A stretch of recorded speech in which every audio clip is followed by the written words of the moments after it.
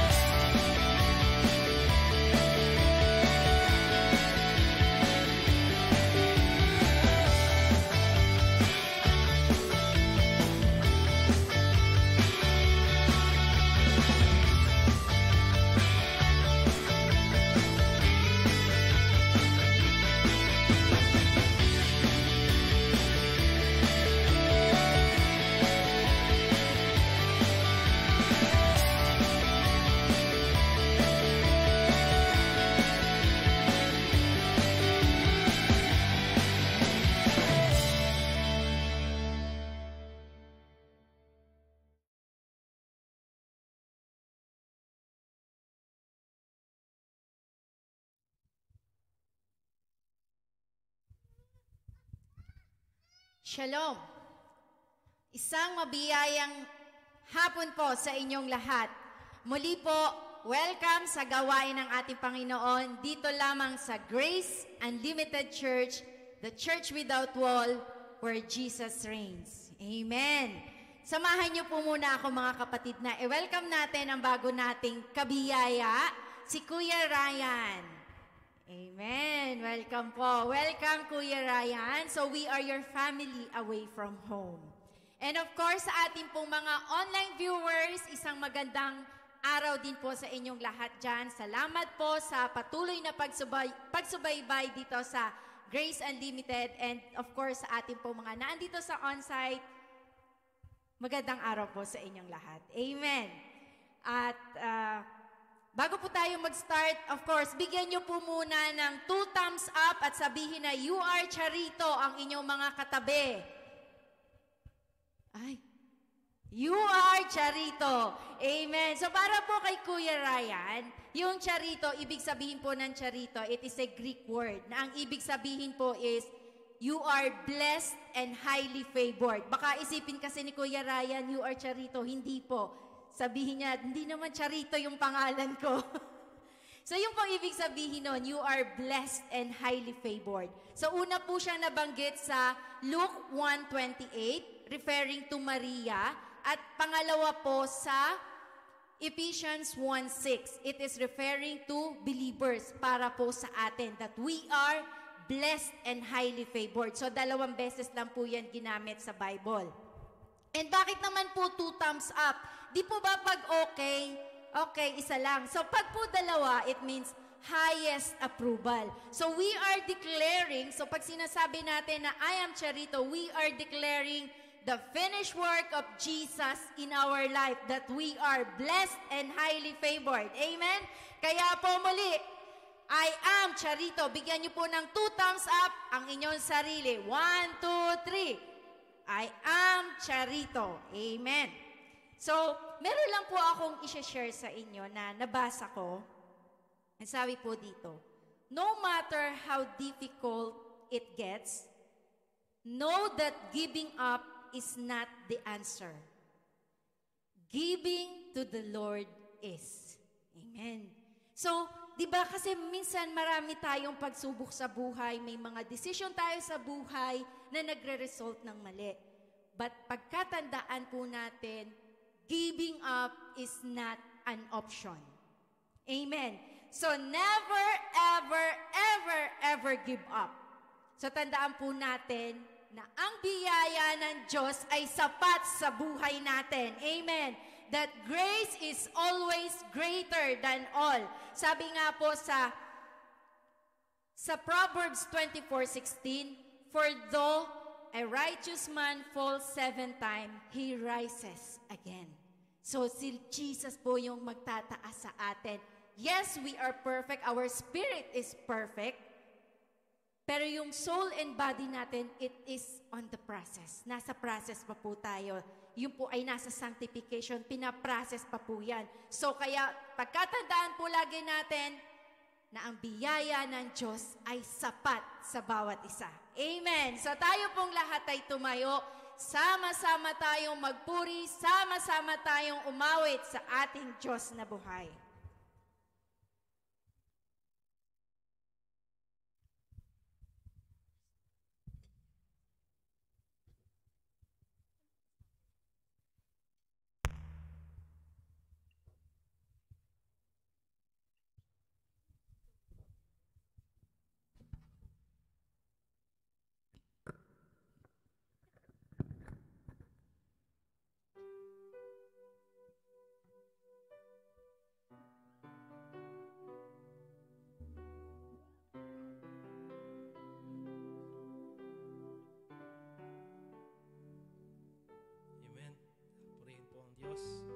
So sa mga oras na ito, mga kapatid, ay alam niyo po ba na binigyan tayo ng kapangyarihan ng Diyos na mag-subdue ng atmosphere?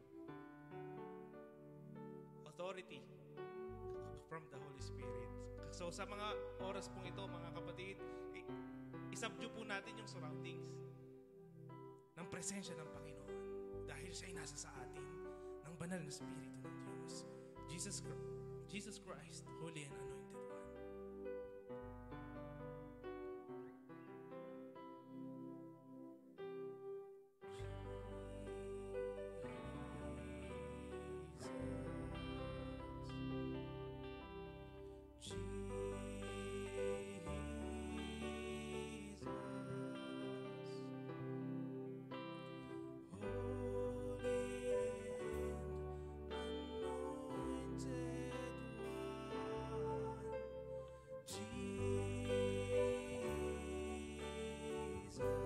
Once again, sing the name of Jesus.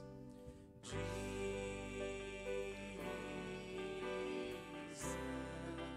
Sing the name of Jesus. Jesus.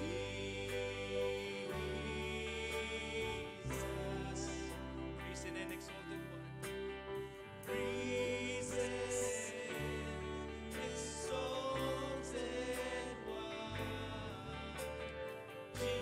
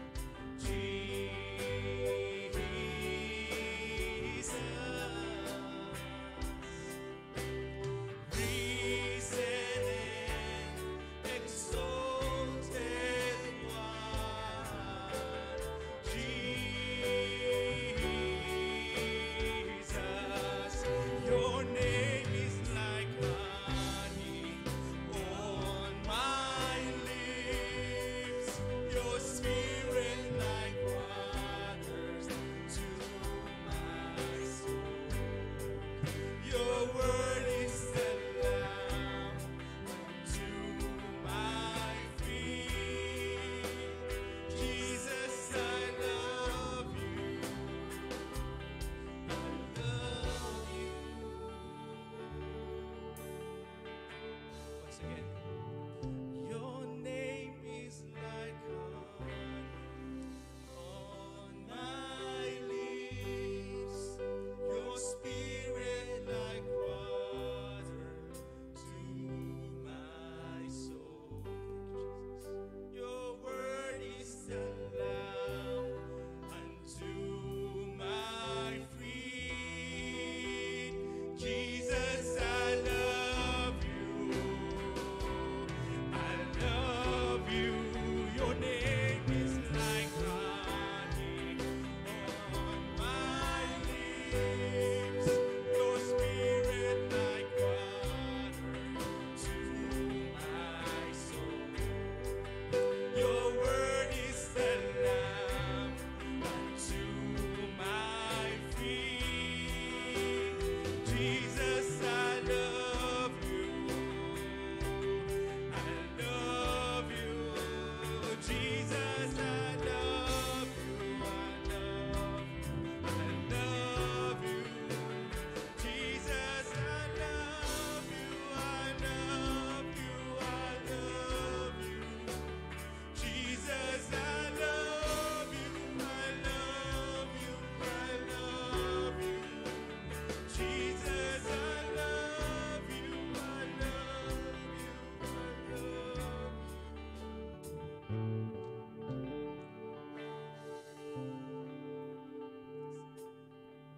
Jesus, you love me. You love me. Jesus, you love me. You love me. You love me. Sing it again. Jesus, you love me. You love me. You love me. Jesus, you love me. You love me. You love me. Jesus, you love me. You love me. You love me more than anything. Thank you, Jesus. More than anything. Jesus, you love me more than anything. Oh, Jesus. Jesus. There's power in the name of Jesus. There's power in the name of Jesus. Let's declare the name of Jesus. Jesus. There's power in the name of Jesus. Oh, Jesus. Jesus Christ.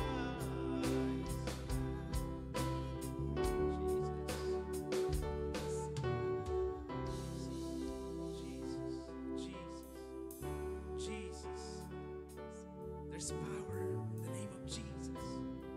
The name of Jesus. The name of Jesus. The name of Jesus. Salamat po, Panginoon. Malayang kumilos ang banal na Espiritu ng Diyos sa bawat isa sa amin. Salamat po, aming Diyos Ama. Sa kabila ng aming mga nagagawa, Ikaw yung Diyos na umabot, yumakap, nagmahal, humanap, at kinatagpo ang bawat isa sa amin. Marami pong salamat. Banal na Espiritu, dahil saan man kami magpunta, Ikaw ang aming kasama. Salamat po. Salamat po sa malayang pagkilos mo. Sa oras pong ito, Father God, salamat po sa gawain na ito dahil ito'y para sa iyo. Salamat po sa mga gagamitin mo na iyong lingkod, sa presider mo, si Pastora Melanie, sa kaayusan ng gawain na ito. Salamat po sa praise and worship team ng Grace Unlimited Church and the Gospel of Grace Church, na kung saan, Panginoon Lord, yung unity ay narito dahil kasama namin ang banal na Espiritu mo. We will sing in one accord, one spirit, and we will shout the name of Jesus in this place. We will declare the goodness of God. Salamat po, Panginoon. At sa mensahero mo na gagamitin, Father God, salamat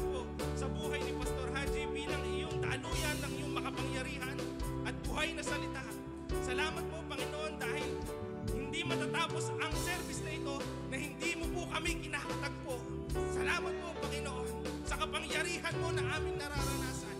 Salamat po sa dakilang presensya mo na nasa amin. Marami pong salamat sa tinapos na gawa ng aming Panginoong Hesus sa krus ng Kalbaryo. It is finished. Kaya kami magdiriwang, Panginoon, sa oras na ito. Salamat po, Panginoon, sa katagumpayan. Sa iyo ang lahat ng papuri, pagdakila at pagsamba. Sa pangalan ng aming Panginoong Hesus. In the name of Jesus. Amen. Amen. Amen. Amen. Pwede po ba natin palakpakan ang ating Panginoon? So, glory to God, mga kapatid. Pwede ko po bang i-request sa inyo na kayo po ay pumikit. Sige po, pikit tayo. At may babasahin po ako na bersikulo. At sa pagbasa po natin, ang pagganahin po natin ay ang spiritual nating pandinig. So sa oras po ito, basahin ko po in 2 Corinthians chapter 4, sabi po sa salita ng Diyos, kabi-kabila ang pagpapahirap sa amin, ngunit di kami nalulupig. Kung minsa'y nababagabag kami, ngunit di nawawalan ng pag-asa. Inuusig kami, ngunit hindi kami pinababayaan ng Panginoon. Napapabagsak kami, ngunit di tuluyang napapatay. In verse 10, lagi naming taglay sa aming katawan ang kamatayan ni Jesus. Katawan ay mahayag ang kanyang buhay. Amen. Purihin po ang Diyos. Glory to God. We are pressed but not crushed. Totoo po yun. Amen. Kaya pwede po ba nating awitin? I'm trading our sorrow. For the joy is the Lord. Sige po, palakpakan natin ang Panginoon. Palakpak po natin ang ating kamay sa Diyos. Woo! Thank you, Jesus. I'm trading my sorrow. I'm trading my shame. I'm laying them down for the joy of the Lord. Once again, I'm trading my sickness. I'm trading my pain. I'm laying them down for the joy of the Lord. Say yes, Lord. I say yes, Lord, yes, Lord, yes, yes, Lord. Yes, Lord, yes, Lord, yes, yes, Lord. Yes, Lord, yes, Lord, yes, yes, Lord. Amen.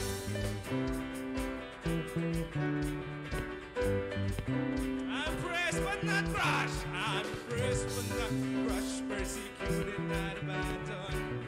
Struck down but not destroyed. I'm blessed beyond the curse, for His promise will endure.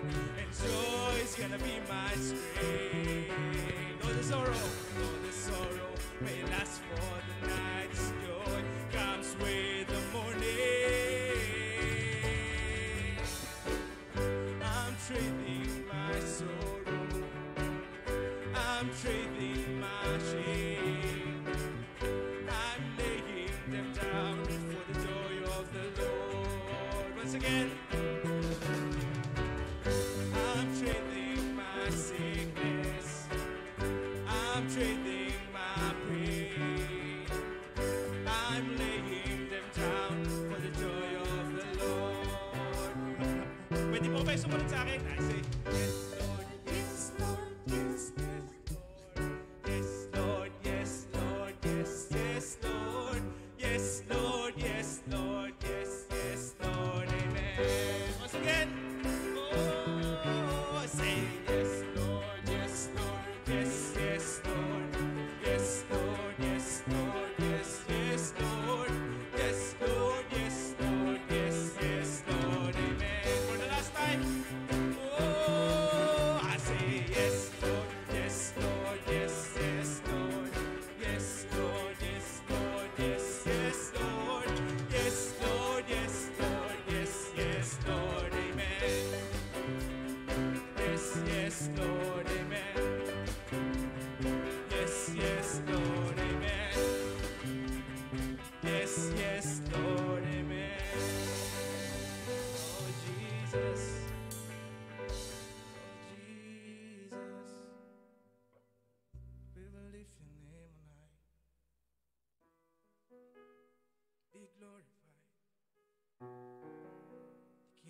Praise in the Lord, Lord.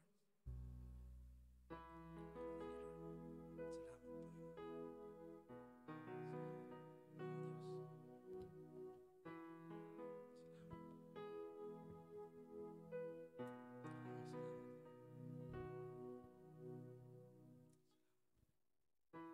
Patuloy nating damhin ang presensya ng Diyos sa lugar na ito. Salamat, Panginoon.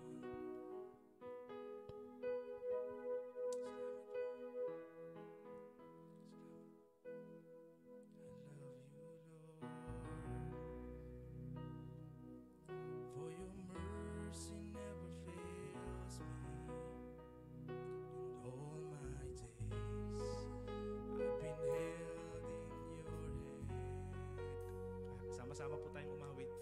From the moment I wake up till I lay my head, I will sing of the goodness of God. Once again, I love you, Lord. I love you, Lord, for your mercy never fails me. So all my days I've been held in your hands. From the moment that I wake up since I lay my head, oh, I will sing of the good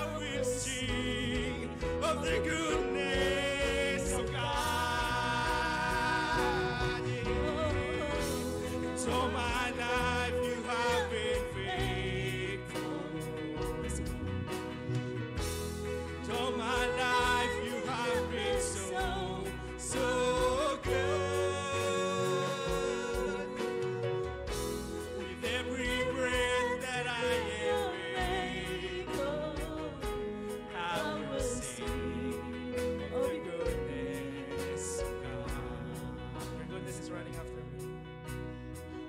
Your goodness is running after me. Your goodness is running after me. Where my life lay down, I surrender now. I give you everything. Yes, God. Your goodness is running after me. Come on, church, let's sing. Your goodness. Your goodness is running after me. Yes, that's true. Woo! Your goodness is running after me. Where my life laid down, I surrender now. I give you everything. Your goodness is running after me.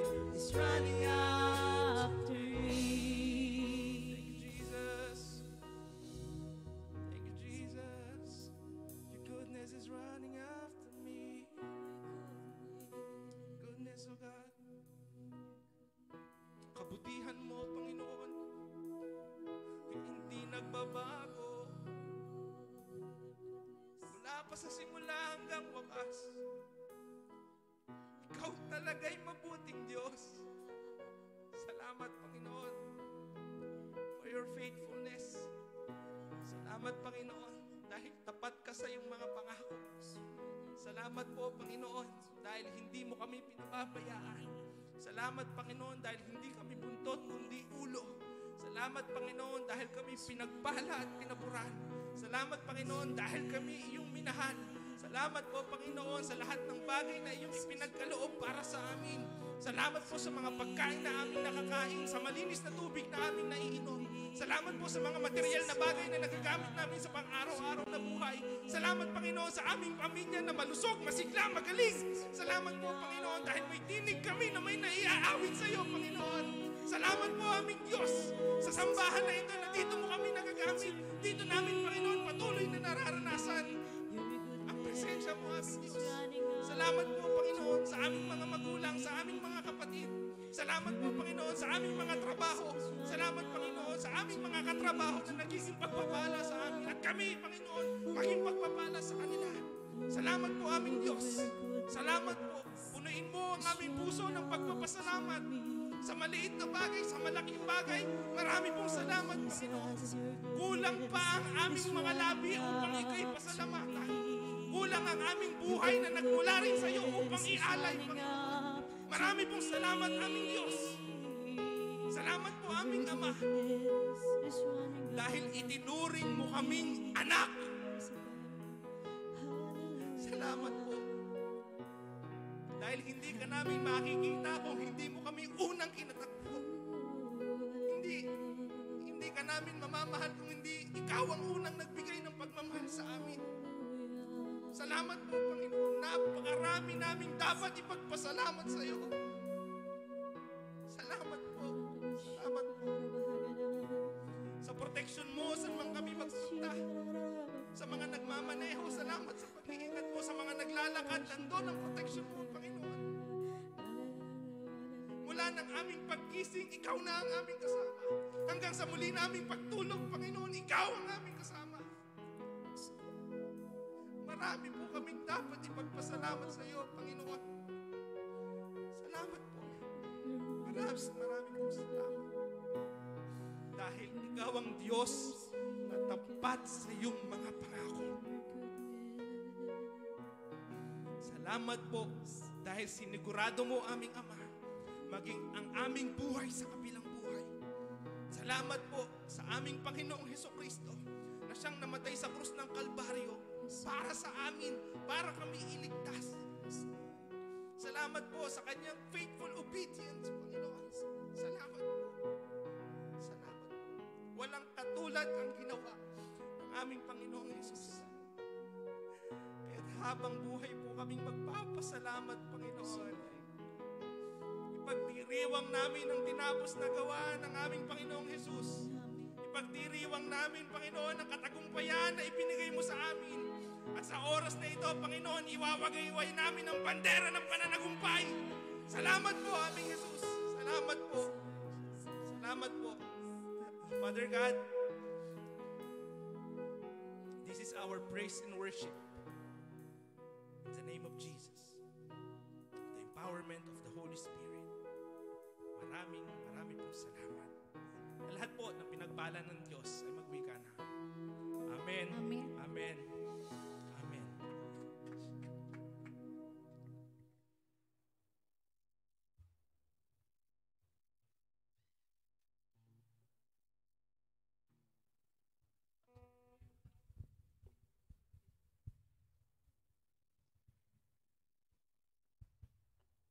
Amen. Tunay po na nakaka-bless di po ba? Tunay na napakabuti ng Diyos sa buhay ng bawat isa. The goodness of God is running after us. Yung kabutihan ng Diyos ay walang hanggan kung gaano kalayo ang lupa sa langit. Ganun po kabuti ang Diyos sa atin. Amen. Amen po. I will take this opportunity mga kapatid. Mag-a-announce lang po tayo ng konti. And then later, mamaya, meron din po. Doon po sa mga gustong mag-enroll para po sa ating worship symposium, meron po tayong gagawin na worship symposium. This coming May 1. So sa mga gusto pong mag-enroll, sa gustong matutong tumugtog, sa gustong matutong umawit para po magamit ni Lord, so pwede po kayong mag-enroll. So mag-approach lang po kayo sa akin or kay Pastor Fau. Mamaya po pagdating niya. And of course, sa ating pong isa pa, EMI extension. So magre-resume na po ang ating EMI extension after po ng Eid. So abangan niyo po yan para lalo pa po tayong lumalim. Mas makilala pa natin ang ating Diyos, kung gaano kabuti ang Diyos sa atin, kung gaano niya tayo minahal, kung gaano niya tayo niyakap. Amen. So, yun lang po. Sa mga gusto pa pong mag-enroll, pwede na po. And then, gusto ko pong i-congratulate yung mga classmates ko. Natapos na po kami, praise God. So, natapos na po kami sa aming short course about homiletics and hermeneutics. So, natapos na po kami within 1 month. Almost 1 month lang po. So, natapos na po namin yon. Congratulations po kay Brother Fernan na talagang hindi po sumuko. Thank you, Lord. Hindi po talaga sumuko. So, sa gusto pa po, of course, meron pa rin po. Lagi pong open at ang requirement lang po dyan, wala pong iba kundi willingness. Willingness na gustong matuto, na gustong lumalim sa pag-aaral upang maranasan pa natin kung gaano kabuti ang Diyos sa ating mga buhay. Amen? And of course, gusto ko lang pong i-share sa inyo si Kuya Ryan. Kasi si Kuya Ryan, on that day, natatandaan ko, nag-pray ako. Sabi ko, Lord, I pray na meron akong masyaran. Hindi dito sa office. Kasi halos kilala ko na lahat yung nasa office. Yung hindi ko kakilala, sabi ko. And then, Kuya Ryan, nakita ko si Kuya Ryan. Sabi ko, Kuya, pengi po ako nung juice ng ipis. Sabi ko gano'n. Sa kanya po galing yun. Yun po yung juice ng mga ipis dyan sa labas. And then, nung nakalis na si Kuya Ryan, sabi ko, nag-pray ako ngayon. Bakit hindi ko na-sharean si Kuya Ryan? So, nag-question ako, Lord, sorry, hindi ko talaga siya na-sharean. Hindi ko siya napatanggap, sabi ko. And then, after 2 days, nakita ko si Kuya Ryan. Takbo ko, Kuya Ryan, nandito ka. Sabi ko gano'n. So, tuwan-tuwa po ako noon, Kuya Ryan, nung nakita kita. Sabi ko, Lord, talagang pinabalik mo siya. And then that time, in-invite ko siya. And praise God, nandito na po siya. Amen! So, yun lamang po. And then, of course, we are here to hear the message. So, wala pong iba. Ang magmemensahe po ngayon, our Pastor Haji.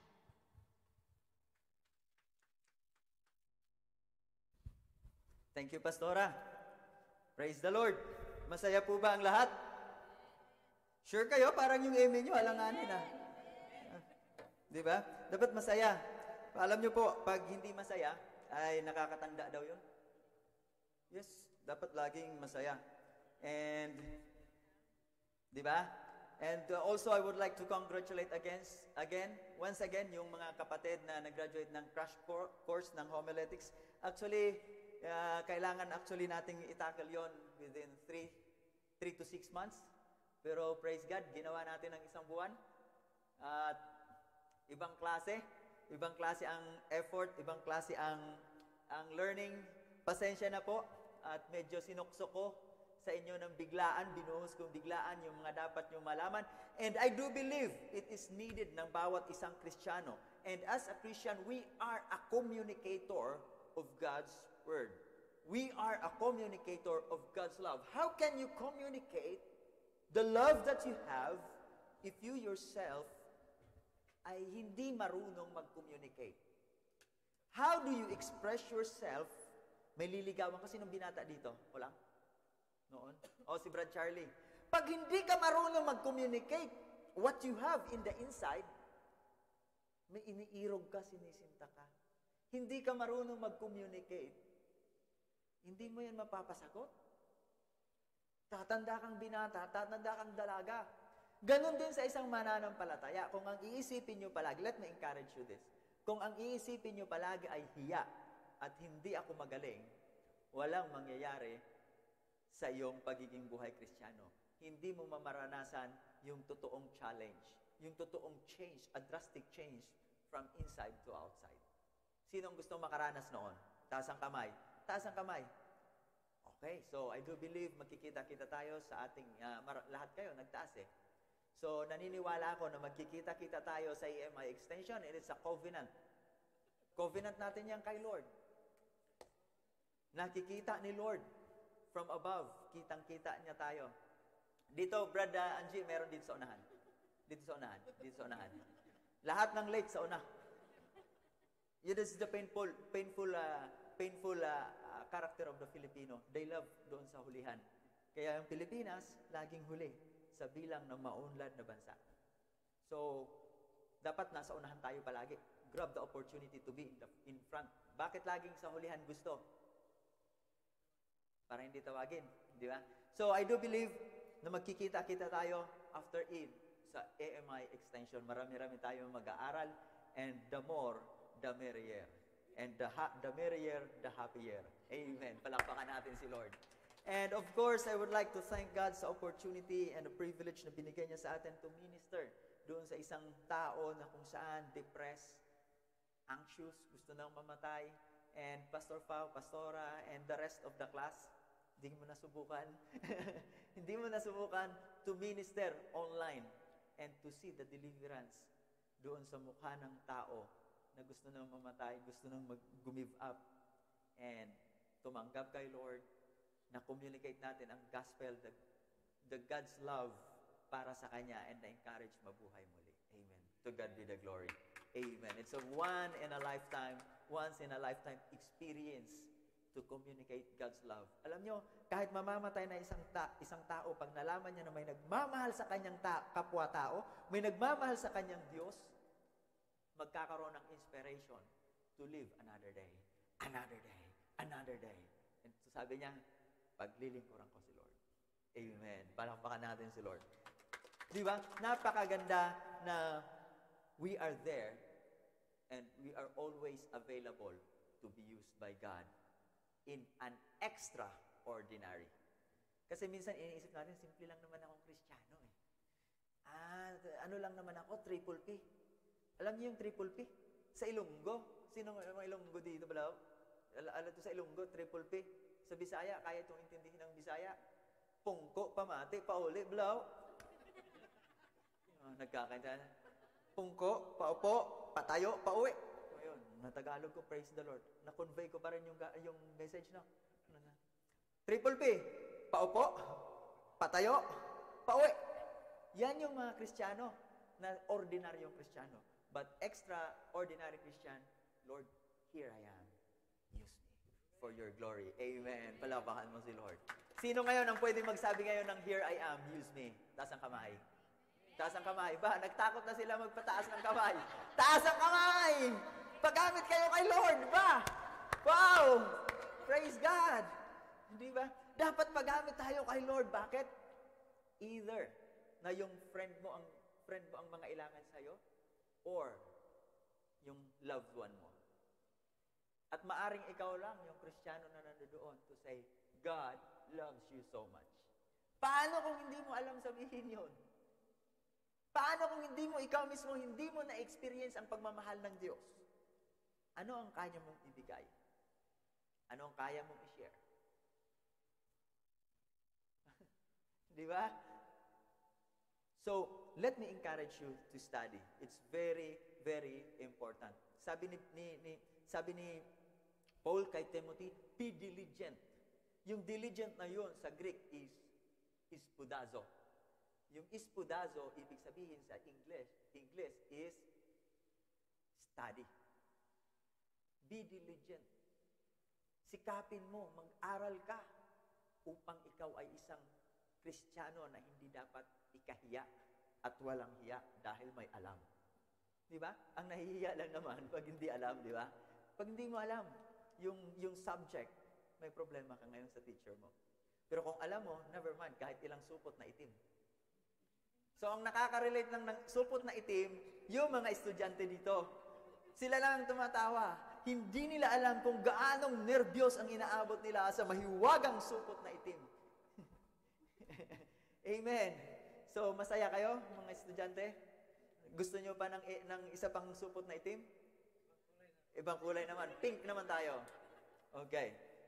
So, let's proceed sa ating pag-aaral. But before we proceed, let me encourage you to honor the Lord with your wealth. Sabi ng Panginoon sa Proverbs, sabi ni King Solomon, Proverbs chapter 3, verse 9, honor the Lord with your possessions and with your first fruits of all your increase. Napakahalaga na meron yung pagbibigay nyo ay hindi po yan tawag na contribution, hindi po yan paglilimos or whatever it is. It is called honoring God. It means worship. Sabi po ng Proverbs 11:24, give freely and become more wealthy. Be stingy and lose everything. The generous will prosper. Those who refresh others will themselves be refreshed. So, the more na nagiging palabigay tayo, na nagiging generous tayo, the more na gumiginhawa ang buhay natin because we are honoring the Lord and at the same time, we exercise who we are in Christ. Amen. Nasabi po ng 2 Corinthians chapter 9, verse 7, you must each decide in your heart how much to give, and don't give reluctantly or in response to pressure, for God loves a person who gives cheerfully. Mahal ng Diyos ang nagbibigay na masaya, hindi na kasimangot. At sa mga gusto pong maging bahagi ng pagbibigay, ay nandiyan po ang sobre, ang kulay blue na sobre nasa likod ni Brad Fernan. Ilagay nyo po dyan, isulat nyo po ang mga prayer request nyo if there is, and if not, it's okay. Every time you give, always write what you want from the Lord. Anong gusto mo kay Lord? Anything. Kasi si Lord, He is an unlimited God. He has all the things that we long. He has all the things that we need. So, saan ka pa? Kay Lord ka na. Amen. Palapakan natin si Lord. And from the bottom of my heart, thank you so much for giving to the Lord. Charito afternoon sa bawat isa. So, bigyan ulit natin ng 2 thumbs up ang bawat isa. Charito. Naipaliwanag na ni Pastora ang ibig sabihin ng charito, and I do believe each one of us in Christ is charito. So ngayong hapon magpapatuloy tayo sa pag-aaral natin ng ating series. Ano nga ulit ang series natin? What the Bible says. Balikan natin ang ating foundational text, Genesis chapter 1 verse 26. Then God said, let us make man in our image according to our likeness.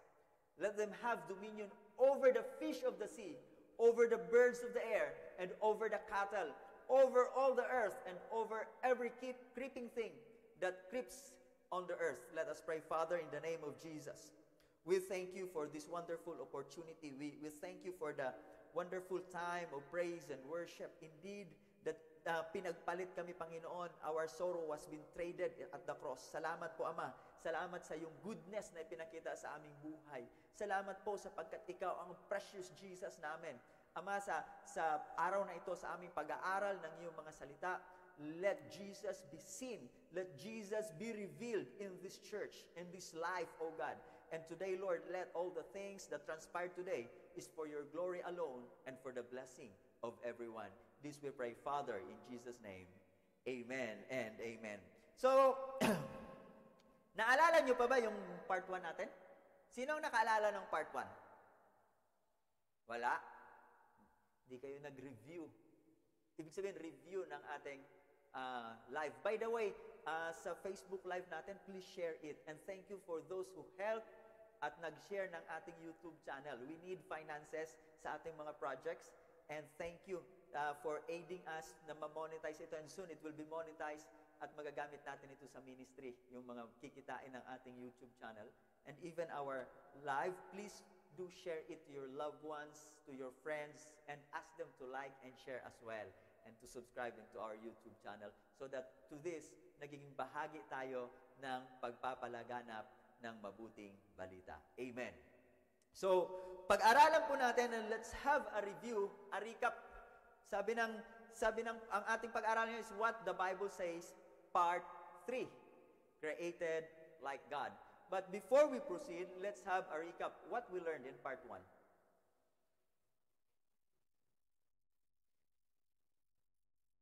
Sa tuwing na pag-uusapan ang creation, anong pumapasok? Ito yung pananaw natin or paniniwala natin about sa pinagmulan ng tao.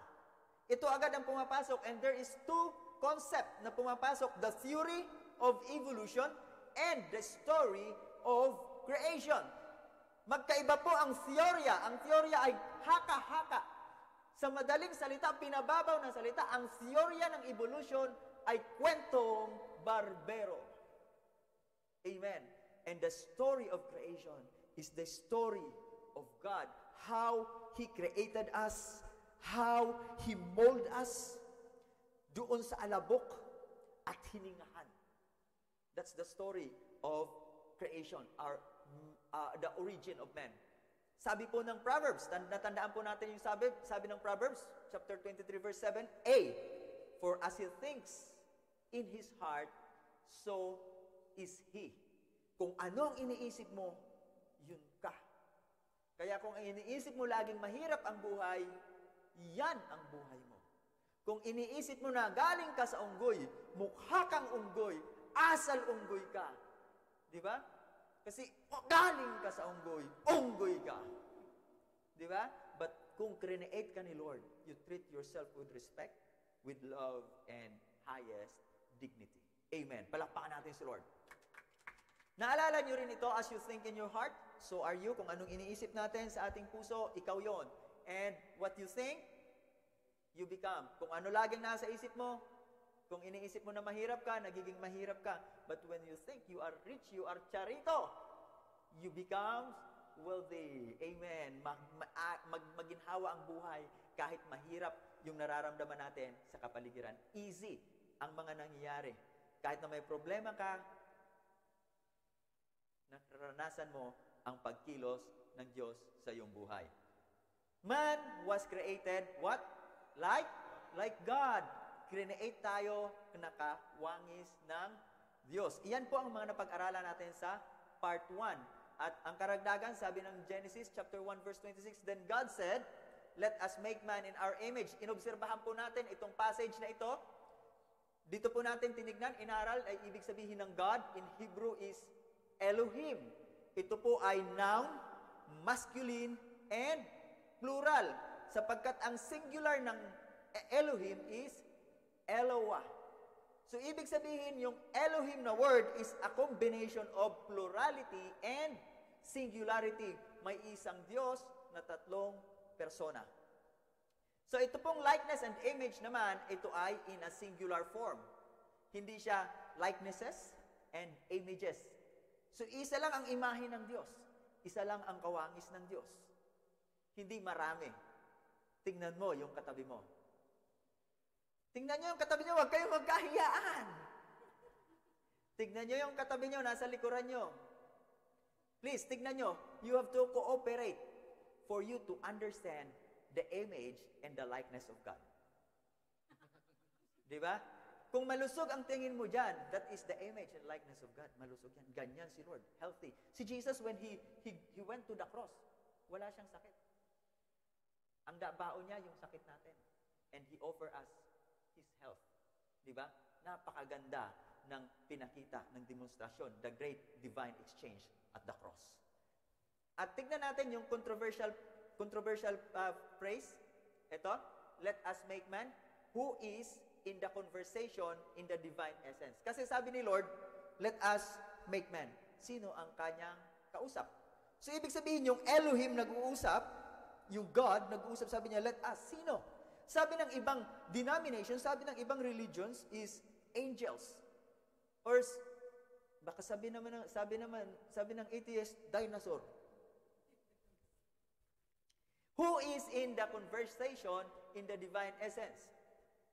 Number one, angels are not creator. They are created beings. Number two, there is no proof from the Bible that God and angels are alike. And letter C, no proof from the Bible that we are like angels. Kaya minsan doon sa mga binata, huwag kang magsasabi sa sinisinta mo na mukha kang anghel. Dahil hindi natin kahawig ang anghel, kawangis natin ang Diyos. Amen.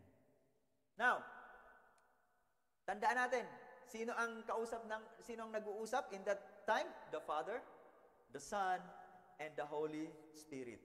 Tatlo sila na nandoon nag-uusap. May isang Diyos at tatlong persona. The Trinity is the mystery of the Godhead. Ano nga ang mystery? From the Greek word, mysterion? Secret. Di ba? Mysterion, secret. The Trinity is the secret of Godhead. Now, Trinity is one essence, three in person. There is one God in three persons. So, point to remember, God is bigger than us, and there is no way our limited mind can fully comprehend Him. However, we can accept by faith that what the Bible says about God. Naalala ko yung conversation between the atheist and the pastor. Kini-question ng atheist kung sa ilang square inch, if God is a spirit, ilang Diyos or ilang spirit beings ang magkakasya per square inch. Pinaliwanag ng pastor na kung ikukomprehend ko ang Diyos at kakasya ang Diyos sa quarter pound kong utak, hindi siya worthy ng aking pagsamba. Because God is bigger and God is outside of His creation. Hindi pwede ang creator ng tablet na ito nandiyan sa loob na pag may dinukdok ako dito, tatakbo siya. The creator of this, nandoon sa US, nagpapalamig. Outside of His creation, of His invention. Ganon si Lord. It's so simple as that. At kung pagkakasyahin natin ang Diyos sa limitado nating kaisipan, hindi siya worthy ng ating pagsamba. Bakit? Naipaliwanag natin. Ibig sabihin, mas greater na tayo kay Lord. Kung kaya natin siyang i-explain. Kung kaya natin siyang ipaliwanag. Kung kaya natin siyang intindihin. Kasi sabi ni Lord, my thoughts are not your thoughts. My ways are not your ways. As the heavens is higher than the earth. Ganon ang kaisipan ng Diyos. Kaya mo ba? So kaya mo ba yung east to the west ibiyahe? At one time, at one moment? No. Only God. Kung kaya mong pasakayin si Lord sa luhi ka mo, may problema. May problema. And sabi po ng Deuteronomy 29:29, the secret things belong to the Lord our God, but those things which are revealed belong to us.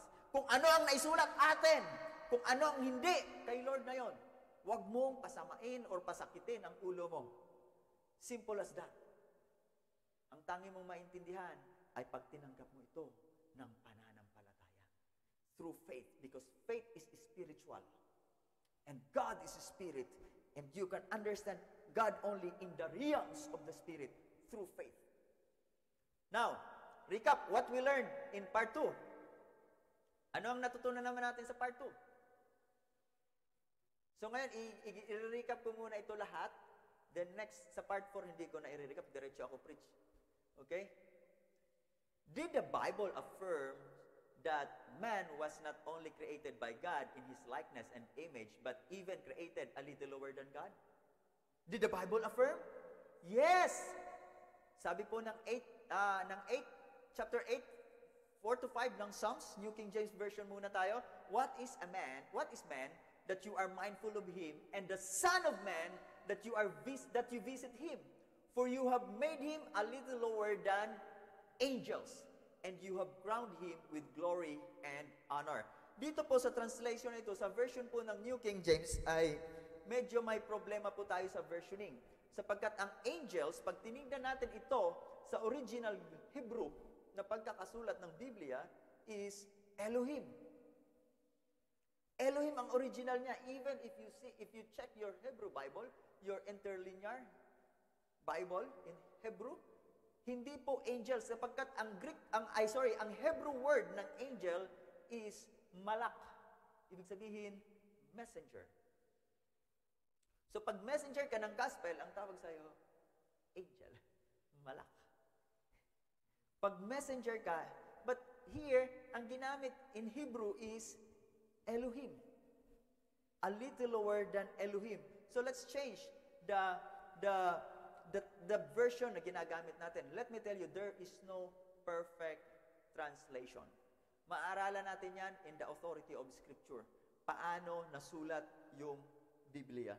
Bakit iba-iba ang pagkakatranslate? Bakit iba? Alam niyo yung word na nice? Let me tell you. Yung word na nice, kung gagamitin mo yan 1300, magkakaroon ka ng kaaway.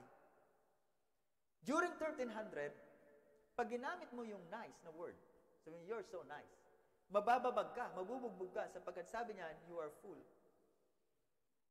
Pag ginamit mo ng 1300, ng year 1300, ano makita natin na sapagkat ng pagkakasulat minsan is hindi, yung proper word ay hindi pa nadidiscover ng mga manunulat. So imagine, sabihin mo ng 1300, you're so nice. Tapos nabugbog ka, umuwi ka ng bukol-bukol. Di ba? So you have to think of this. And puntahan natin ang NASB translation, New American Standard Bible. Sabi niya, what is a man that you think of him, and a son of man that you are concerned about him? Verse 5, yet you have made him a little lower than God, Elohim, and you crowned him with glory and majesty. Ina-affirm ng Biblia na ikaw ay little lower than Elohim. Point to remember, man is supreme in all that God has created. Only man was created in the image and likeness of God. Yung aso hindi kahawig ng Diyos, kaya wag mong gastusan yan. Alam mo, ito yung masakit minsan sa atin, especially Pilipino, OA. Mas may panggastos pa sila sa alaga nilang pusa, alaga nilang hayop. Imagine, sinasacrifice yung pagsamba dahil sa kanilang alagang hayop. They forgot anong importante. Nakalimutan nila yun. Even they cannot give to the ministry, doon na pinagawa pangpasado, pampers ng kanilang aso. I am a dog lover also. And even a lion lover. But I know the significance, kailangan ilagay natin in a proper context yung pag-aalaga ng hayop. If it is greater, mas pinahalagahan mo pa than your neighbor, yung hayop, there's something wrong with your mindset. Sorry sa mga animal lovers, but don't get me wrong. Don't get me wrong. Man is supreme in all that God has created. Hindi pwede maging lamang ang pusa, hindi pwede maging lamang ang aso. Only man was created in the image and likeness of God. Pahalagahan mo naman ang kapwa mo. Huwag puro alaga mo. Man is not God and was not created as God. Ibig sabihin, ang tao, hindi Diyos at hindi nilalang na Diyos. Man is created in the image likeness of God. Kaya dito po natin binigyan emphasis yung life application natin. Kung sino man na nakakaalala ng life application natin, congratulations. Gusto ko sana magbigay ng iPhone eh. Kaso, paano naman no? Alam ko naman talaga na walang nagsusulat, walang nag-aaral. And sabi ng life application natin, you are a handiworks of God. Therefore, treat yourself with respect and dignity. Anong ibig sabihin ng respect and dignity? Minsan, tinitingnan lang natin in a way, in a very shallow manner. Hindi natin pinalalalim. Pag alam mo na ikaw ay nilikha kagaya ng Diyos, handiworks of God is alam mo kung ano ang pinahalagahan mo sa buhay. That's a form of self-respect. Kasi ang alam mo lang, ay, wag niyo akong i-offend, irespeto niya ako, shallow. But if from you yourself, ikaw mismo ang rumirespeto sa sarili mo, if it is learning time, it is learning time. If it is Facebook time, it's Facebook time. If it is chat time, it's chat time. If it is God's time, it's God's time. That's a form of dignity and self-respect. Amen. Number 2, you are created a little lower than God. Therefore, long for godly thing, not worldly thing. Hindi ka na nakakapag-devotion. Hindi ka nakakapag-pray. Kasi, ang iniisip mo, yung sinaing, yung labahin, yung part-time, yung overtime. Wala ka ng panahon sa mga bagay na yon. Bato-bato sa langit ang tamaan, babaguhin ni Lord. Praise the Lord. Amen. Wala ka ng panahon. You are created like God. So yung longings mo, hindi sa barkadahan, hindi sa bisikletahan, hindi sa basketballan, hindi sa kung saan-saan. In the presence of God, maintindihan niyo yan ngayon. Bakit? Ang subject natin ngayon is you are spirit being. And letter C, your image and your likeness is of God, not of the others may say about you. Yung imahin mo, yung yung likeness mo ay kagaya ng Diyos. Hindi ayon sa sinasabi ng Marites. Di ba? Hindi ayon sa sinasabi ng may galit sa'yo, ng naiinggit sa'yo, kundi ayon sa sinabi at sa pagkakalikha sa'yo ng Diyos. Amen. Palakpakan natin si Lord.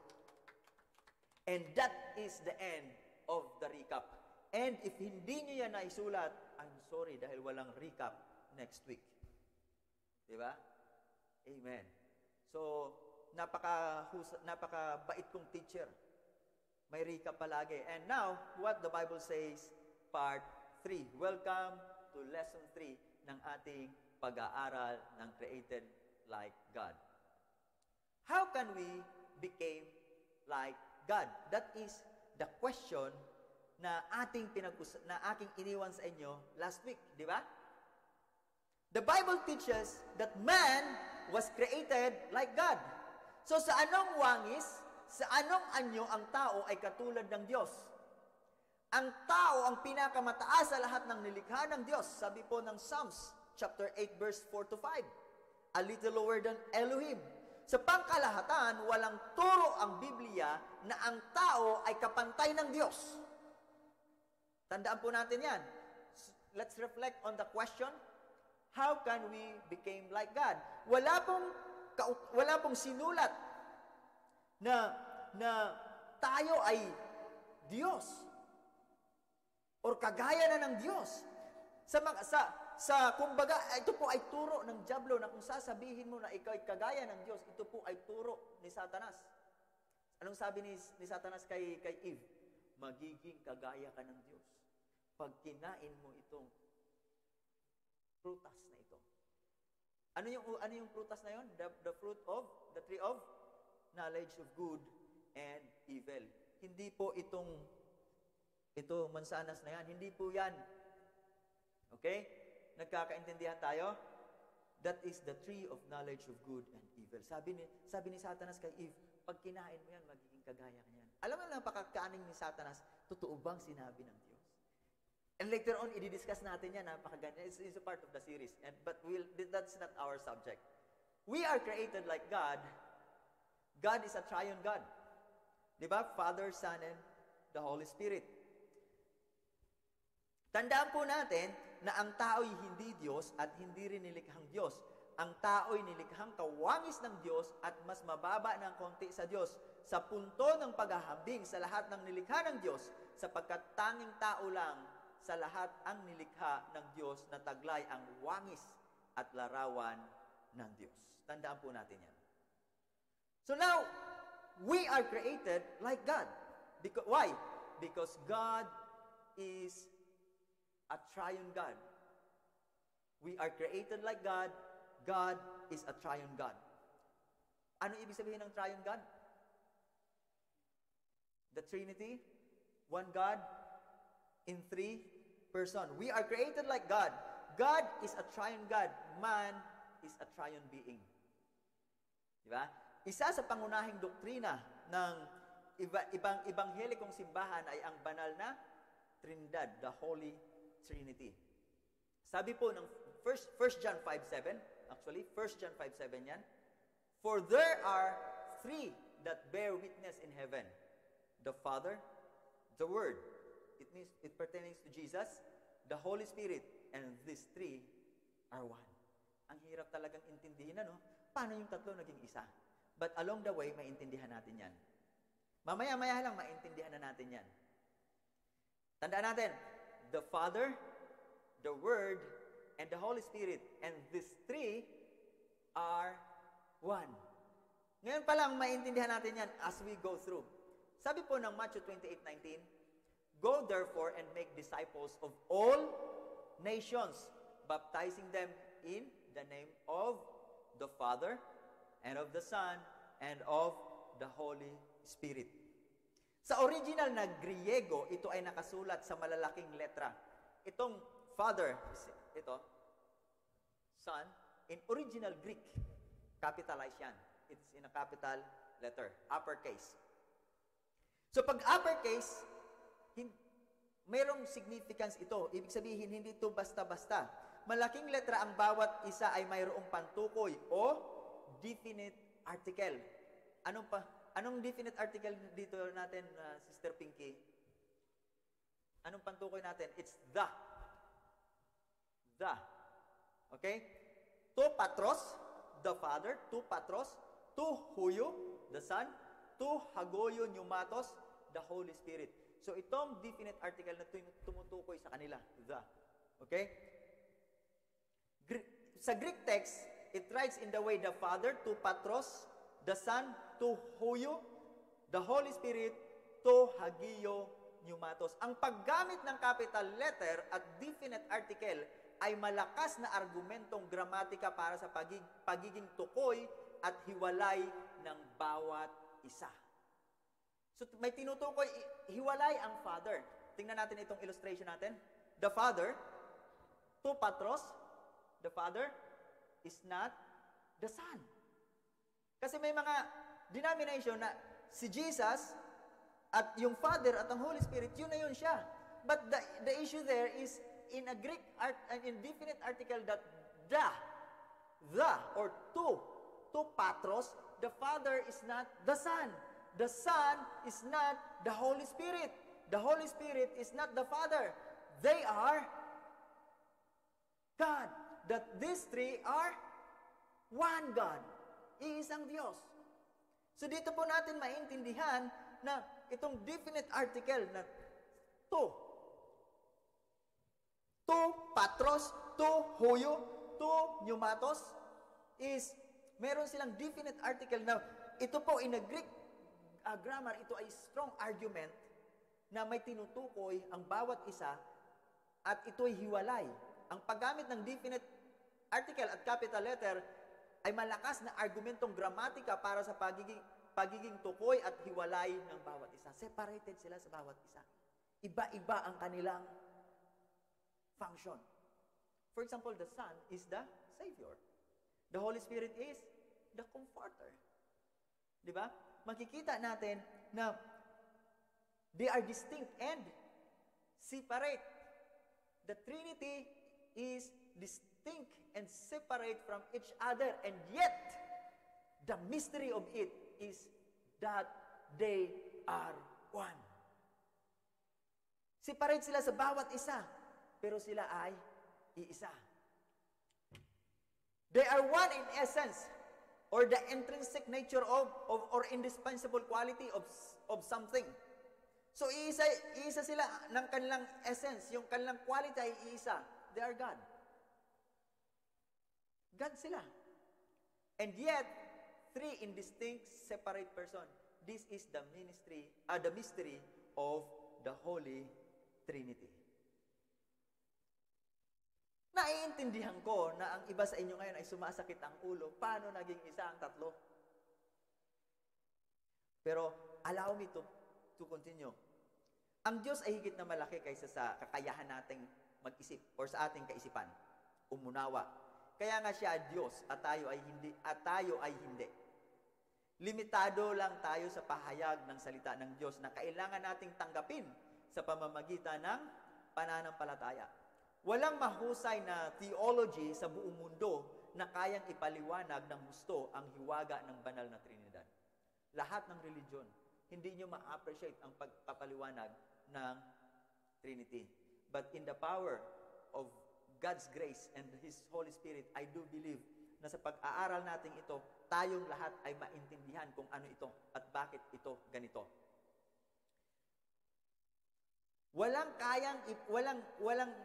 Walang religion sa buong mundo na kayang ipaliwanag ng gusto ang hiwaga ng Trinity. Sa punto ng buong kasapatan na walang maiwang katanungan. Na wala kang question mark sa brain mo. Inaral ko ito ng inaral in different context, in different religion, different denomination. May question mark. Sabi ni Louis Berkhoff in a systematic theology in page 89, Trinity is a mystery far beyond our comprehension. It is the incomprehensible glory of the Godhead. Ulitin ko. Trinity is a mystery, is a secret far beyond our comprehension. It is the incomprehensible glory of the Godhead. Ito yung hindi natin maunawaang glory ng Diyos. Sabi naman ni Wayne Grudem ng Systematic Theology, page 256, this, or pertaining to mystery of the Trinity, humbles us before God and draw us to worship Him without reservation. It humbles us. Bakit? Kasi kung alam na natin na lahat, ang yabang ko na noon. Ang yabang ko na noon. Ang yabang mo na noon. Kung alam mo na lahat, di ba? Galit ka sa taong alam na lahat. Kaya minsan sinasabi mo, dami mong alam. Hindi ba, pastor? Narinig ko sa iyo yan. Dami mong alam. Di ba? Nakakainis pag maraming alam. And yet, the secret, the mystery of Trinity, humble us before the Lord and seek Him. Amen. Palakpakan mo si Lord. It make us to come to Him in humbleness.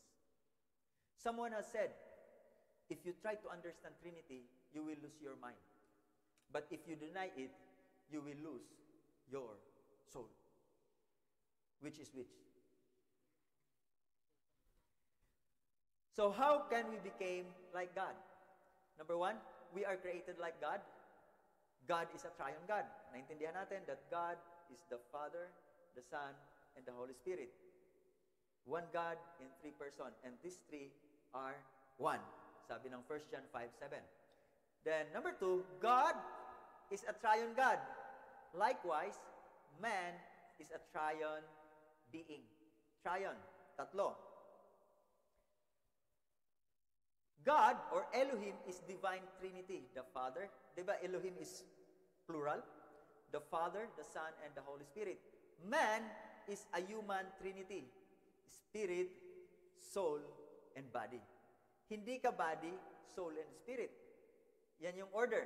Yung order ng Trinity ng Godhead is the Father, the Son, and the Holy Spirit. Sa man, as a human Trinity, tayo, spirit, soul, and body. Hindi baliktad. Hindi pwedeng mauna ang body, soul, and spirit. Because you are spirit being. Wow. Pumapasok na yung matinding question. Paano ulit nangyari? Now, let me continue. In 1 Thessalonians 5:23, ng New King James Version, now may the God of peace himself sanctify you completely, and may your whole spirit, soul, and body be preserved blameless at the coming of our Lord Jesus Christ. Anong pagkakasulat in a chronological order? Anong nauna? Spirit, soul, and body. Because Paul is talking to a spirit being, not an emotional being, not to a body. Ito po sa theology, ang tawag natin dito ay trichotomy. Trichotomy. It believes that man is a spirit, soul, and body.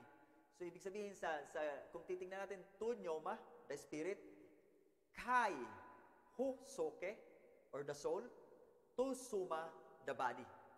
Ang conjunction na kai, or and, is a word used to connect clauses or sentences or coordinate words in the same clause. Hindi pwedeng maihiwalay yung soke, yung soul, sa spirit. It's connect. Ang article naman na tu, hoto, or the, an article is an adjective. Like adjectives, article is a word naming an attribute to a noun. So, tu, pneuma, the spirit. Ito ay nagbibigay ng attribute to whom? To Haji, to a noun. To Janice. To pneuma, the spirit. Kai, husoke, and to suma, the body. So, nagbibigay siya ng attribute into a noun. So, pag si Kuya William, tayo ka nga Kuya William, harap ka po sa kanila, please. Yan. Iisa si Kuya William, di ba? Pero tatlo siya. Tatlo siya. Spirit, soul, and body. Yung spirit niya, hindi yun yung soul.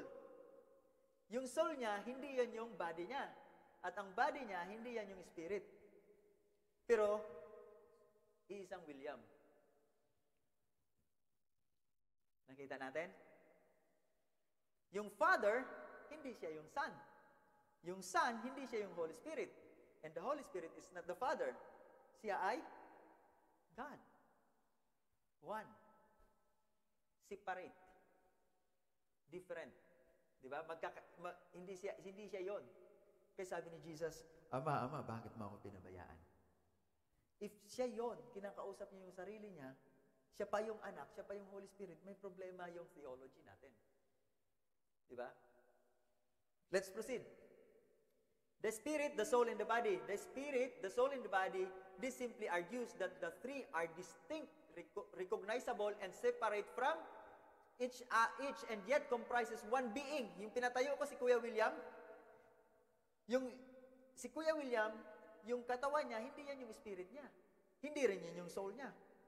Pero siya yon. Isa lang ang William dito sa room natin. Liba na lang, may kapangalan siya. The three are distinct, recognizable, and separate from each, and yet comprises one being, one individual. In the same manner, the Father, the Son, and the Holy Spirit are distinct and separate from each other, and yet one God. Like triune God, man is a triune being. Diba?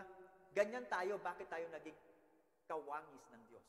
Because God is a triune God, and man is a triune being. The spirit is not the soul, and the soul is not the body. Our spirit is one who has consciousness to God. The three parts of our spirit are communion, intuition, and conscience. The soul is the one who has consciousness to the world, or worldly consciousness. The three parts of it are mind, emotion, and will. Kung nagagalit ka, kung umiibig ka, kung natutuwa ka, it happened in your soul. The body are the spirit. The body where the spirit and soul reside. Itong katawang ito, macho, guwapito, diyan nakatira ang spirit. Generally, it has three parts also. Flesh, bones, and blood. Sabi ng kaklase ko, pastor, yung three part ng spirit, ng body, hindi applicable sa'yo. Dalawa lang sa'yo. Bones and blood. Wala kang flesh. Sabi ko, sobra naman siya. But that is the three parts. And ito ay hihimay-himayin natin, each one, ano ang function nito along the way, especially sa part 4. And sabi ng Luke 1:46 to 47, and Mary said, my soul, glorifies the Lord, and my spirit rejoices in God, my Savior. Nakita niyo yung tatlo? Yung trichotomy? Yung body niya nandoon, nagsasalita, nagsasabi ng my soul. Yung kanyang will, yung kanyang mind, yung kanyang emotion. It glorifies the Lord. And my spirit, yung being niya, yung consciousness niya, yung conscience at intuition, sabi niya, it will rejoice in God, my Savior. Kaya sa pagsamba natin sa Panginoon, gumagana dapat yung tatlong bahagi. Yung flesh mo sumasayaw, hindi ka nagpapalakpa ka na. I'm trading my sorrow. Yeah. I'm trading my shame. Ikaw naman.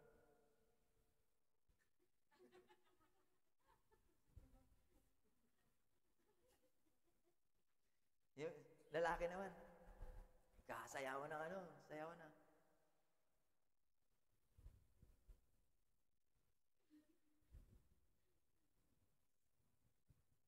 Pre, may cute.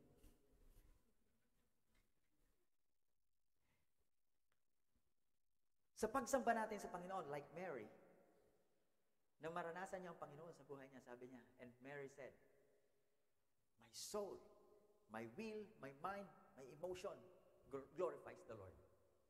And my spirit, my conscience, my intuition. Ano pang isa? Ano pang isa, Pastora? Spirit, part of the spirit, conscience, intuition, and its communion rejoices in God, my Savior. Praise God. Makikita natin na yung trichotomy nangyari sa isang passage. Sabi po ng Hebrews 4:12, New King James Version, for the word of God is living and powerful and sharper than any two-edged sword, piercing even the division of soul and spirit. Ano ang nagdi-divide sa soul and spirit? Flesh, body. And joints of joints and marrow, the body. And a discerner of the thought and intents of the heart. Kaya minsan parang hinuhusgahan ako ng salita ng Panginoon. Parang ako yung tinatamaan dito sa sinasabi ng payat na pastor na to. Di ba? Naranasan niyo yung ganon? Naranasan ko yun. Yung trichotomy, it is in the Bible, hindi po tayo dichotomy. Ano nga ulit yung dichotomy? Gamit natin yan sa agriculture, dicotyledons, yung dalawa lang yung, kasi yung iba, dalawa lang, spirit and soul, or body and soul. Diba? May mga ibang religion na body and soul, soul and spirit lang, dalawa lang sila. Tayo is trichotomy. It argues na ang tao ay binubuo ng the spirit, soul, and body.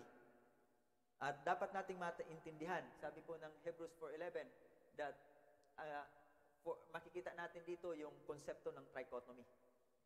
For the word of God is living and powerful and sharper than any two-edged sword, piercing even to the division of soul and spirit, and of joints and marrow, the body. So makikita, tumatagos talaga. Ano yung nagdi-divide sa soul and spirit? Flesh. Your blood, your marrow, and the discerner of a thought and intents of the heart. How can we become like God? Una, we are created like God. So God is a triune God. Number two, God is a triune God. Likewise, man is a triune being. God is a spirit, and man is a spirit being. Wow. We are created like God. So God is spirit, man is spirit being. Isa sa pangunahing turo sa theology ay ang Diyos ay espiritu. Ganito mismo ang sinabi ni Jesus sa babaeng Samaritana. John 4:24. God is a spirit, and those who worship Him must worship in spirit and in truth. Ano napansin niyo sa pagkakasulat? Yung spirit is capital letter. Pertains to God. And who worship Him must worship, small letter, in spirit. Yung ikaw mismo. Hindi yung emotion mo. Kaya minsan umaano ka, Lord, natouch yung heart ko. It is fine, but how about your spirit? Alam nyo, spirit and truth, yung katotohanan na ikaw ay spirit being. Yan yung totoo. You cannot connect to God, you cannot commune to God in your emotion. You cannot commune to God in your flesh because God is spirit. Doon tayo nagko-commune. We are worshiping God in spirit. Buhay na ba yung espiritu mo? The real you is the spirit that reside in your body. Yan yung totoong ikaw. Hindi yung pagkakaintindi mo na ikaw yung may taong nag-iisip. Homo sapiens. Homo sapiens ba yun? Homo sapiens. Okay. Taong nag-iisip. Ang taong nag-iisip, that is your soul. Yung tunay na ikaw is the spirit, man and woman that reside in a body.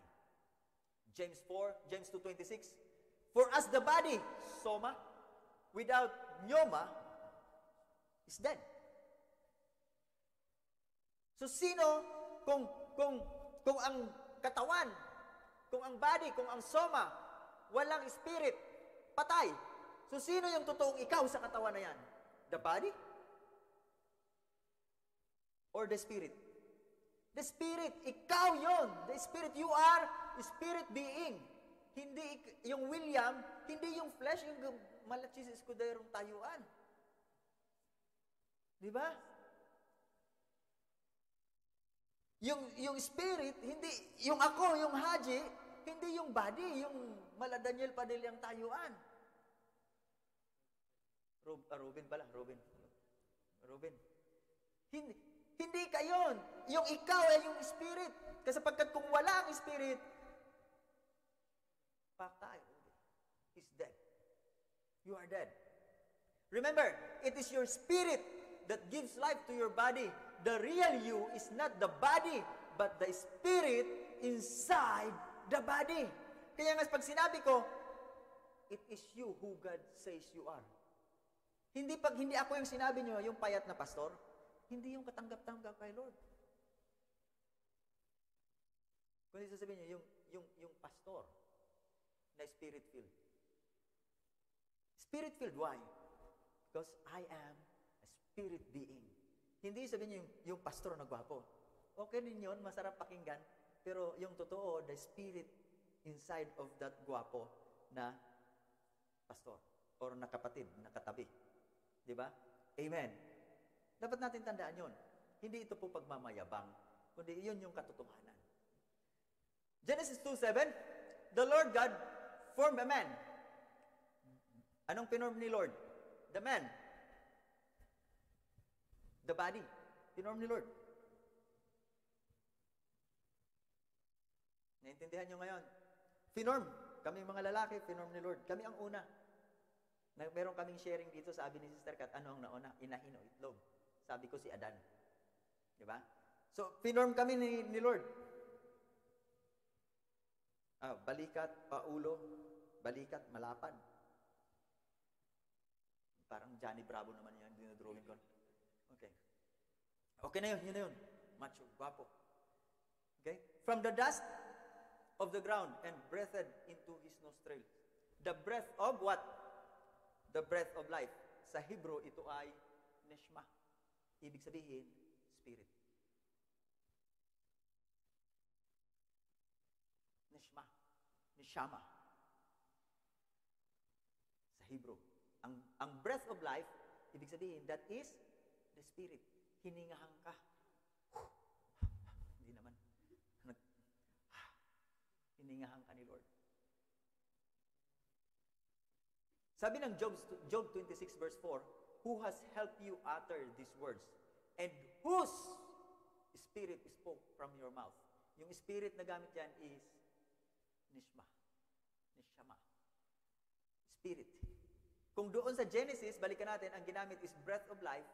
Sa Job, ang ginamit mismo, the same Hebrew word, spirit, nishama. Later on, ituturo ko sa inyo paano magbasa ng Hebrew word, interlinear. Tuturo ko sa inyo pag nag-EMI online kayo. EMI extension kayo. Matututo kayo doon lahat.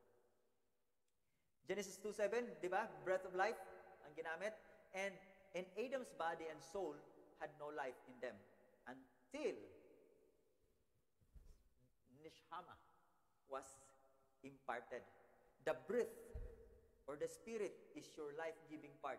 The breath of life makes the man a living being. Nung pinorm ni Lord si Adam from dust, from the clay. Clay lang yun. Kaya nga, pag wala na yung spirit, wala yung breath of life, babalik ka sa nagmula sa lupa. Lakas pa lang niyang kahapon. Di ba? Nagkakaintindihan tayo? Kung ano tayo, paano tayo ganun kasimple create ni Lord? The real you is not that body. The real you is not that emotion na minsan ang hirap. Kaya sabi ng Jeremiah 17 verse 9, do not trust your heart because it's full of deceit. It's deceitful. Huwag mong pagkatiwalaan yung emotion mo. Kasi minsan masaya yan, minsan galit. Minsan may sapak. Oh, but the real you is the spirit created like God. So tingnan mo ulit yung katabi mo. Oh. Yung mag-asawa, tingnan niyo yung asawa niyo. Diba? Now, since your life comes from your spirit, it is your inmost being. Your spirit is your inmost being. Ikaw yun. Ganun ka nilikha ng Diyos. Sabi ng Proverbs 20 verse 27, the spirit of man is the lamp of the Lord, searching all the inner depths of his soul, heart. Diba? The spirit. Ikaw. The spirit of man, your life. Yung ikaw is the lamp of the Lord. Na yan yung makakaintindi. Searching the inner depths of your heart, of your soul, of your thoughts, of your will. It's the spirit. Dapat lamang lagi yung spirit mo. Laging taas yun kaysa sa emotion mo. Because ikaw yun. Ikaw yun. Ikaw yung spirit na yun. You are the spirit being na nilikha ng Diyos. We can commune to God through our spirit. Kaya sabi ni Jesus kay Nicodemus, you must be born again. Yung salitang born again ay hindi po ito panibagong relihiyon.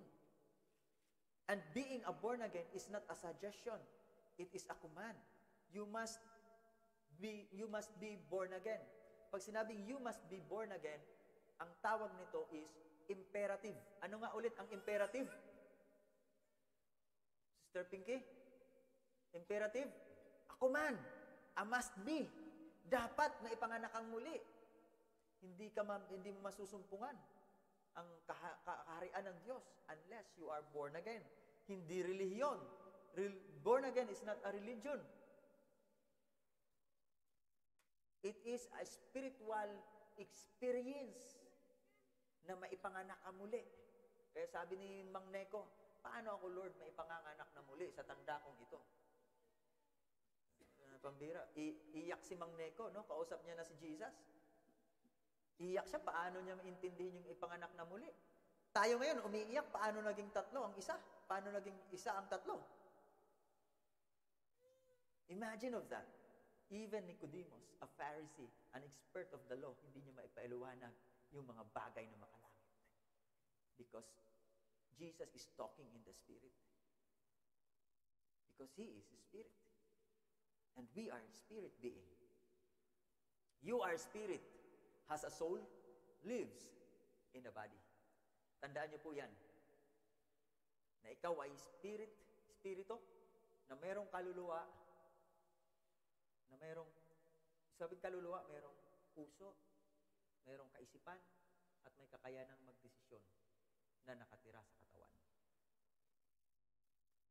A body without pneuma, without spirit is dead. Now, what are the three parts of your spirit? So pag-aralan natin ang tatlong bahagi ng iyong spirito. And I do believe dito natin maiintindihan ng gusto yung isa, bakit tatlo, at tatlo yung isa. So napaka-exciting po ng susunod nating subject at huwag kayong mawawala sapagkat next Friday natin yung pag-uusapan. At dire-diretso tayo sa lesson natin, walang recap. Three parts of your spirit. Next Friday. Let us pray. Father, in the name of Jesus, we thank you today for a wonderful learning time na iyo pong binigay sa amin. We thank you, Father, for your love and grace na makita namin kung sino ka at ano ka sa amin at paano mo kami nilikha. Ama, I pray for our brethren na wala dito or saan man sila naroroon and even here on site, that whatever they go through, hayaan mo po, Ama, na mag-reflect ito sa aming buhay the way you created us. And I pray, Father, for those who are in needs, na kailangan ng kagalingan, nangangailangan ng trabaho, financially, and Father, I do believe that you are going to meet them, O Lord, in your very special way. Father, I pray, O Lord, sa bawat isa na nandito, na patuloy mong bigkisin ang iyong pagmamahal at ng iyong pag-ibig. At patuloy mo po, Panginoon, na pakahawakan ang aming mga buhay, ang aming mga puso, ang aming espiritu sa iyong mapagpalang kamay. And Father, I pray and I declare your grace is greater than all in our lives. Salamat po, Ama. In Jesus' name, this all we pray, Father. Amen and amen. Enjoy the weekend. See you next week. Shalom. Pastora, for the announcement, please.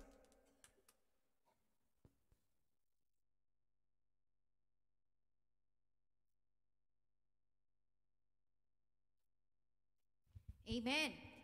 Para po sa ating announcement, ang ating pong prayer meeting, so schedule po natin yan is every Sunday, 7:30. If you have any prayer request, mag-send lang po kayo sa akin or kay Pastor sa isasama po natin sa ating prayer meeting. And yun nga pong sabi ko kanina, we have worship symposium. So, 1st of May, so sa mga interesado po, meron po tayong registration dito na 10 reals. So, kung gusto po niyong matutong umawit, kumanta, mag-lead ng worship, at kung ano-ano pa, so mag-register lang po kayo. And ang ating pong EMI extension, so malapit na po ulit na mag-open ang ating EMI extension, so mag-register po ulit. Sorry, Pastor, it's hindi sa mga interesado, but doon sa mga tumatayo na, required kayo. Ayun po, narinig niyo po. Sa lahat po ng tumatayo, required po kayo. Amen po. Amen. So, yun lamang po. Wala na po. Amen.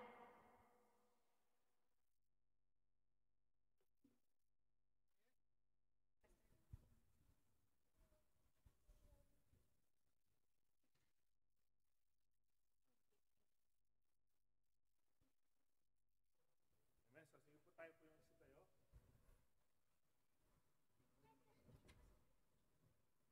Amen. Praise the Lord. So, nakita po ba natin, naunawaan po ba natin kung sino tayo? Naunawaan po ba natin? We are triune being, no? And we are created like God. So, enjoy po ba natin yung pag-aaral ngayong hapong ito? Amen. So, kaya po huwag kayo mawawala next Friday at patuloy pa po tayo mag-aral. So, sige po, palakpakan po natin ang Panginoon. Hallelujah! Yes, so Father, we thank you. We bless your holy name. We lift you, Lord God. Thank you for everything that you have done this day, Panginoon, at sa mga gagawin mo pa sa kabuuan ng huling oras, Panginoon, ng araw na ito. Salamat sapagkat minsan pa, Lord, pinakita mo, Panginoon, kung sino ka sa amin. Tunay nga na ikaw ay Diyos ka, Panginoon, sa aming mga buhay.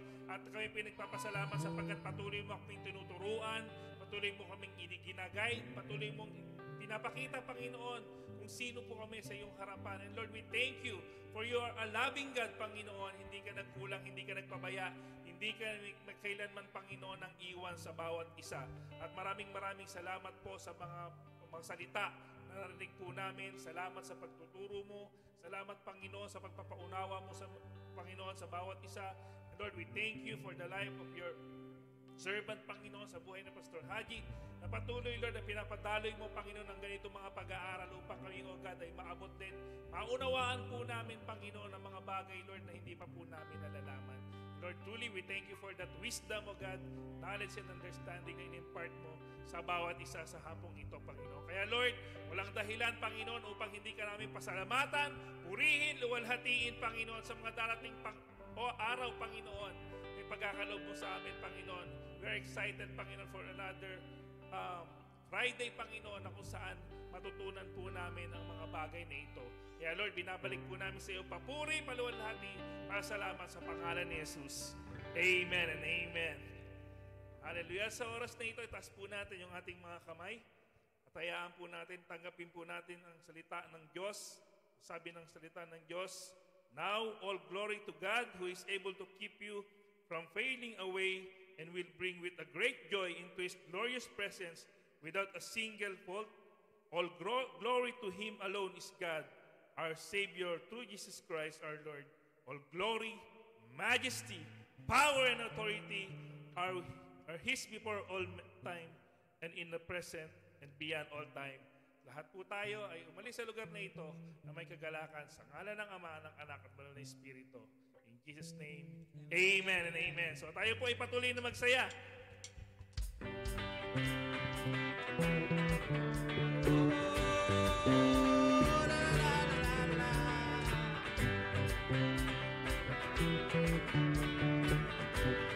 I am pressed but not crushed. I am pressed but not crushed. Persecuted and abandoned. Struck down